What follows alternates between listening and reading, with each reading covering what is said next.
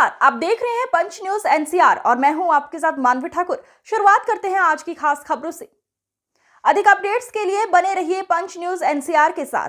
Channel को like, share, subscribe करें और बेल आइकन दबाना बिल्कुल न भूलें। विदेश एवं संस्कृति राज्य मंत्री भारत सरकार मीनाक्षी लेखी ने कानपुर के सिविल लाइन स्थित मर्चेंट चैम्बर ऑडिटोरियम में आयोजित व्यापारी सम्मेलन में शिरकत की।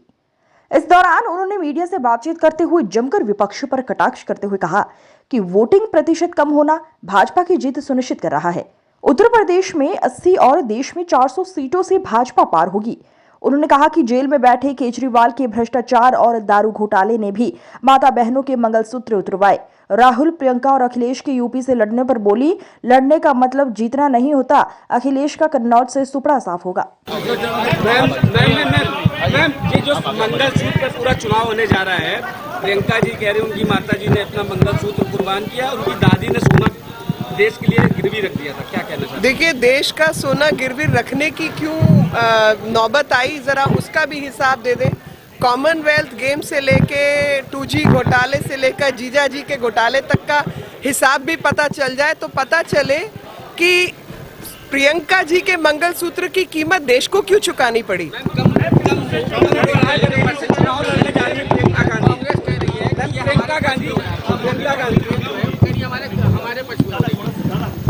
देखिए, मेरी बात सुनिए। आज तक देश भर में जितने अपने आप को इलेक्टोरल वैज्ञानिक कहते थे, वो पहले ये कहते थे कि जो एंटी इनकम्बेंसी होती है तो ज़्यादा वोट पड़ता है और जो प्रो इनकम्बेंसी होती है उसमें कम वोट पड़ता है, परसेंटेज कम होती है, क्योंकि सबको आश्वासन होता है कि सरकार तो इन्हीं की बननी है। और जब केंद्र में भाजपा की सरकार तीसरी बार आने को तैयार है, आप किसी से भी पूछ लीजिए तो सबको ये पता है। तो आज इनके जो माउथ पीसेस हैं, जो ये जनता को गुमराह करने वाले लोग हैं, वो एंटी इनकम्बेंसी का नारा लगाने लगे, जबकि प्रो इनकम्बेंसी है। आप किसी में जनता में चलकर, बस में, ऑटो में, सड़क पर जरा बात करिए तो आपको समझ आ जाएगा कि सबके सब प्रधानमंत्री मोदी जी को प्रधानमंत्री बनाना चाहते हैं। और एक साधारण व्यक्ति से पूछिए कि प्रधानमंत्री मोदी नहीं तो कौन, नाम बताओ कि कौन प्रधानमंत्री बनेगा। क्या बताइए मैम,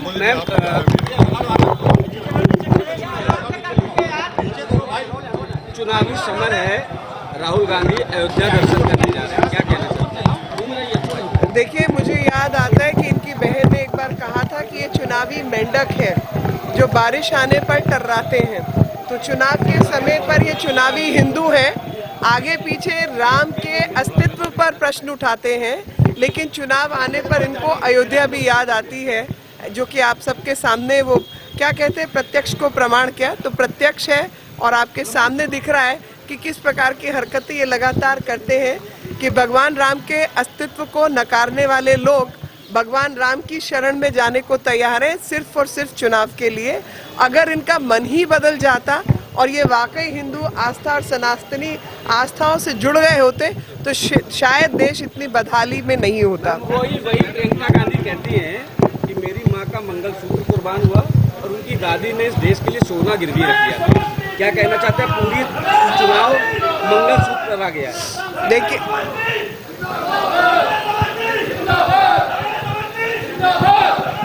हो गया, बोलिए। देखिए, सोना देश का कहाँ गया और किस किस के खाते में गया, जरा उसका हिसाब भी देश जानना चाहता है। देश को गरीब रखने वाले लोग मैं बाद में बात करूँ।